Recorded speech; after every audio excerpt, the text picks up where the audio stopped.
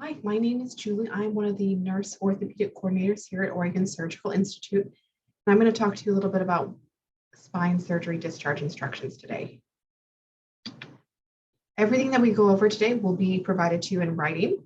It will come out with the patient. It will also include a medication log that goes over what the patient's had here, what they need to start at home, kind of what to expect as far as medications go. The goal of this little presentation is just to help get you comfortable with what to expect after surgery and kind of some little tips and tricks for managing the recovery for your loved one. Okay. As far as incision care goes, the patient will come out today with a nice bandage over their incision. All right. Sometimes Dr. Ching will use a drain to help manage fluid and helps with swelling after surgery. If that's the case, he will let you know. Typically, the drain is removed the day following surgery. So he will talk to you about that in greater detail. Okay. Generally speaking, though, we want that incision to stay covered for 3 days after surgery. Okay.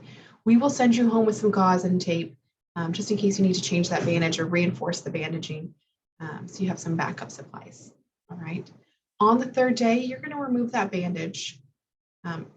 Now, if it's a cervical incision, then the patient can remove their own bandage. We just want to make sure they wash their hands first. If it's on their back, though, they're going to need some help to remove that bandage. So that's where you'll come in. And again, you'll wash your hands first using soap and water prior to removing the bandage. Once that bandage comes off on day 3, they can shower. Okay.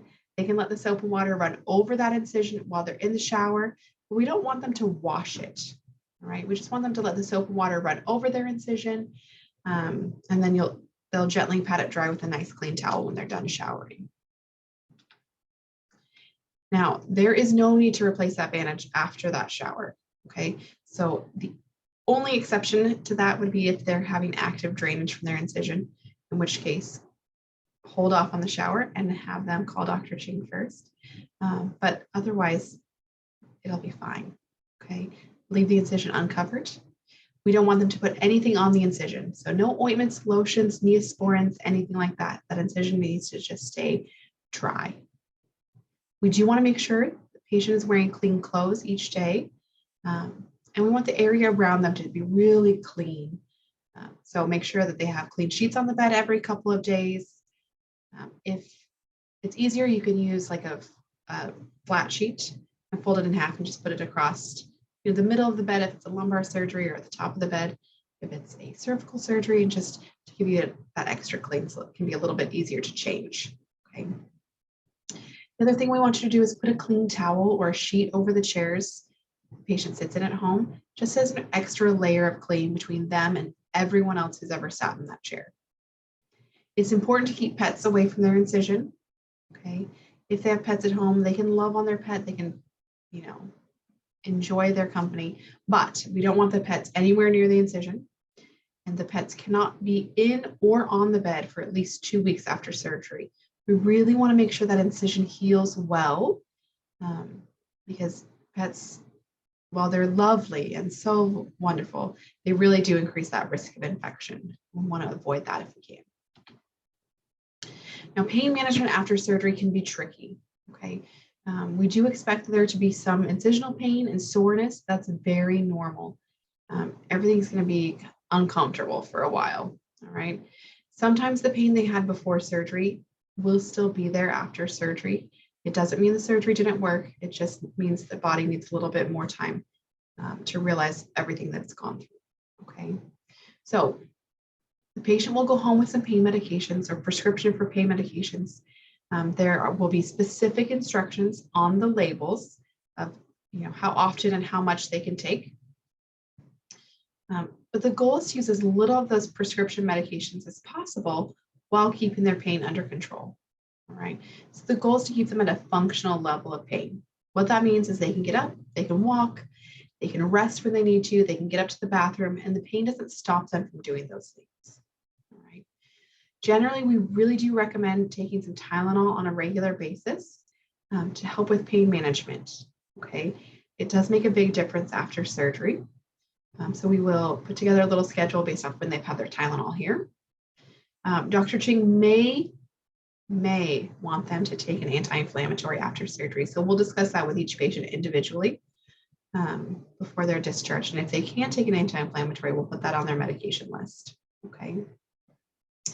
Other things that can be really helpful in managing pain: ice.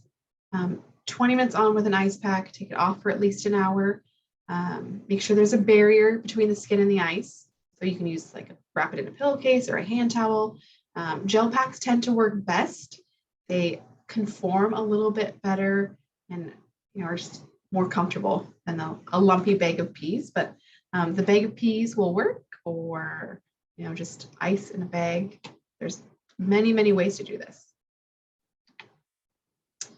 Now, like I said, we're going to put together a little medication log to go home with the patient. And it's just going to help keep track of what they're taking, what they've had here, what they can take at home, what medications they need to keep track of. Okay. We definitely want to keep track of the narcotic pain medications, muscle relaxers. Those are really important to make sure you know when the last doses of those were. Okay. Those medications have a lot of side effects, so it's really important that patients eat something before they take them, even if it's just a couple of crackers or a glass of milk, a little yogurt, just something in their stomach before they take those pills. That can help offset some of the less than pleasant side effects. All right. We also want to make sure patients are staying really well hydrated after surgery. So lots of water, juices, teas. It's going to help make things better. Okay, helps the pain medications move through the system appropriately. It helps prevent constipation. It gets them up and moving. All right, so it really is beneficial. Now, we do not want any patients to mix alcohol, marijuana, or any other recreational drugs with their narcotic pain medications or muscle relaxants. Okay? It's very important that they are only taking so many sedating medications at once. Okay. As the patient starts to feel better, we're going to have them wean off of their narcotics and muscle relaxers. So they can pick one at a time to wean off of. Usually we'll have, if there's a first line or a second line kind of pain medication, you'll wean from the strongest thing first, okay? And then go down to the lesser medications. When they're weaning, we want to make sure that they're either increasing the time between doses or decreasing the dose, and keeping their pain under control while they're weaning off those medications. Constipation is very common after spine surgery. Okay. In part, there's been anesthesia. Patients aren't up and walking like they normally are. They're not as active as they normally are. They may be taking some pain medications. So there's a lot of factors that go into this, okay? To help prevent constipation, we want to make sure the patients are drinking plenty of water. So the goal is at least 8 glasses of water a day, okay? We want them to eat a nice, well-balanced diet. Lots of fruits, vegetables, whole grains, the foods they're supposed to eat anyway. Staying active and walking can be really helpful. So when we talk about walking, we want patients up and walking 5 to 10 minutes an hour, okay, during the day while they're awake, every hour. Okay, get up and walk every hour. We do also recommend patients take an over-the-counter stool softener or laxative, something like Precautions or Cervical.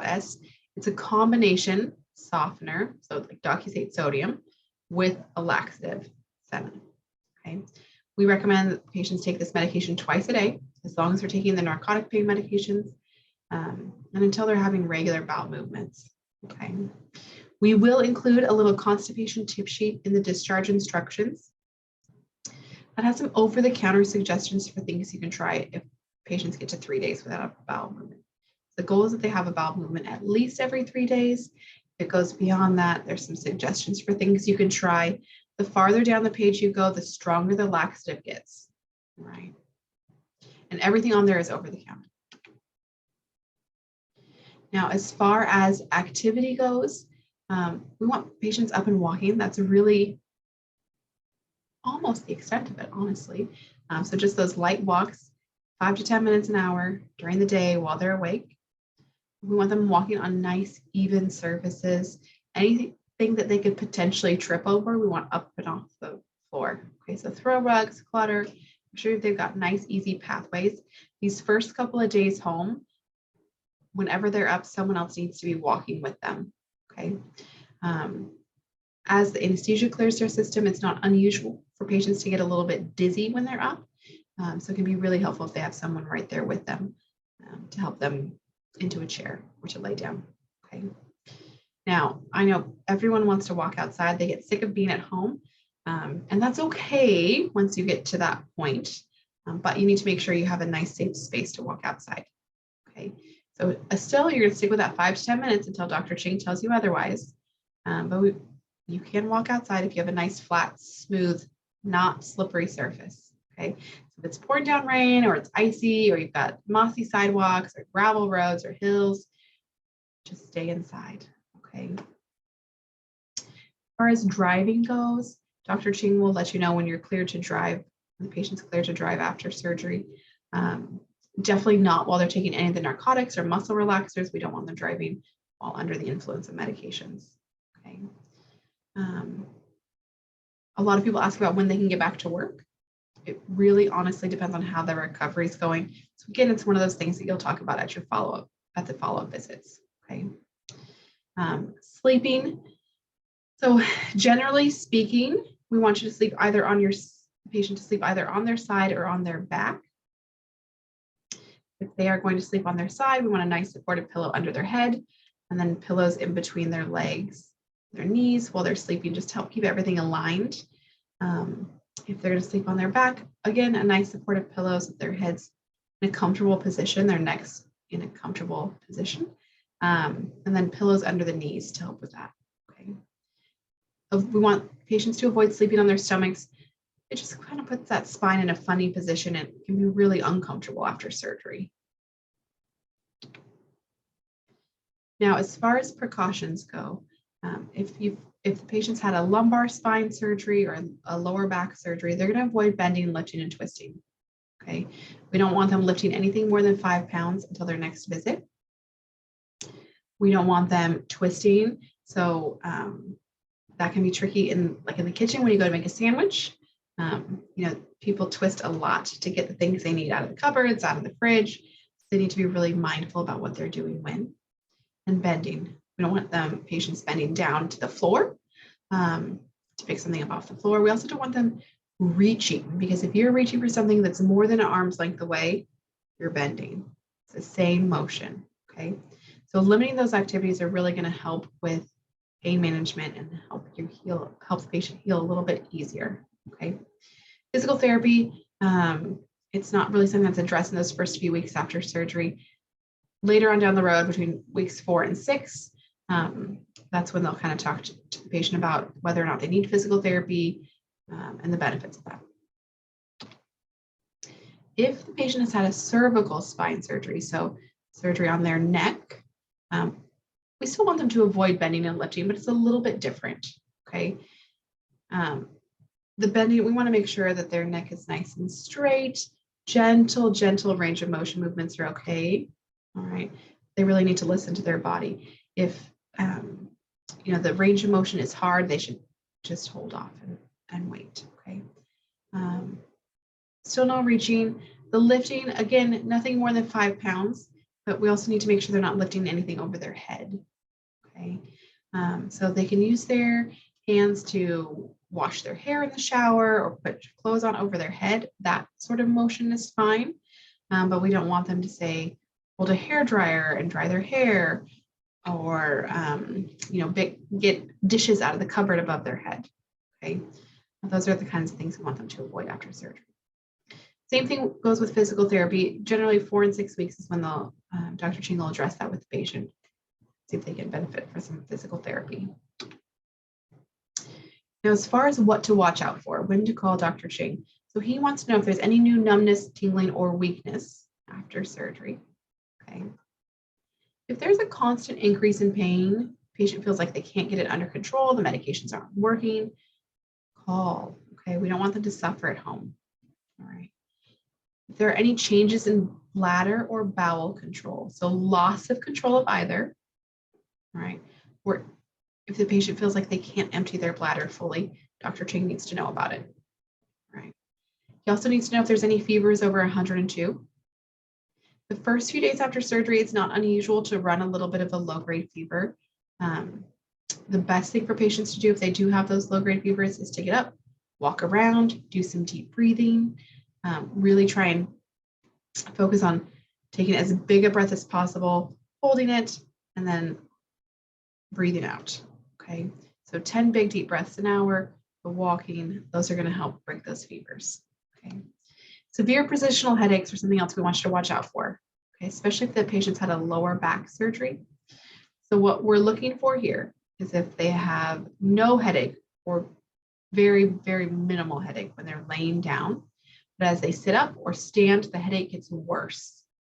If that happens, Dr. Ching needs to know about it, okay? Pretty uncommon, but he does need to know, all right? If there's any difficulty swallowing, especially if the patient's had a cervical surgery, Dr. Ching needs to know about it. Now, after cervical surgery, we anticipate there will be some discomfort when swallowing, okay? It's gonna feel like things are a little swollen, uncomfortable.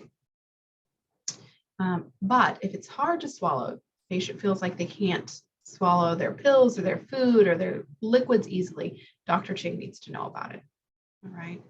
And then if there are any concerns for infection or signs of infection, he wants to know. So any redness around that incision, if there's any drainage coming from the incision that's cloudy, yellow, green, foul smelling, please reach out right away, okay? Increased pain around the incision can also be a sign of infection, all right? But keep in mind that we expect the pain to get worse before it gets better, all right?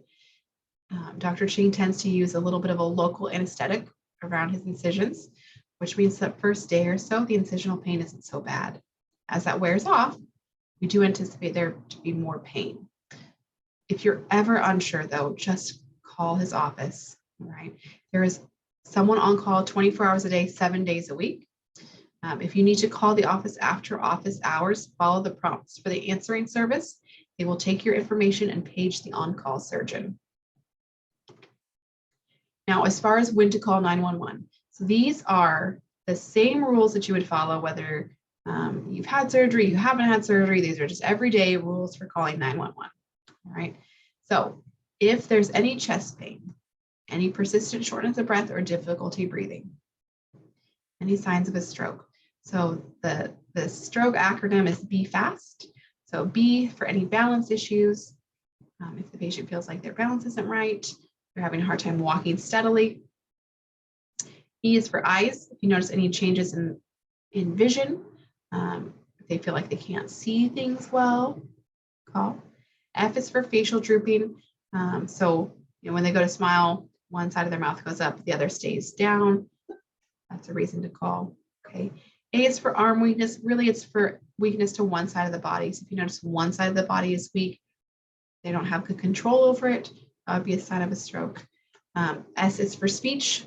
So their speech is slurred. They feel like they are using the wrong words or they can't get the words out. That's when that T comes in play. Time is of the essence. You need to call 911 right away with any of these symptoms. Now, we are here at the Surgery Center. We are happy to help answer questions. Our number will be on the discharge instruction sheet as well. And we do a follow-up call with our spine patients just to make sure things are going well at home. So you're not going out there into the world by yourselves. You have resources. So as the coach, the caregiver, please utilize those resources. Don't hesitate if something comes up. We're happy to help, all right? Like I said, we will do a follow-up call with the patient just to make sure things are going well in their recovery. So you can anticipate that.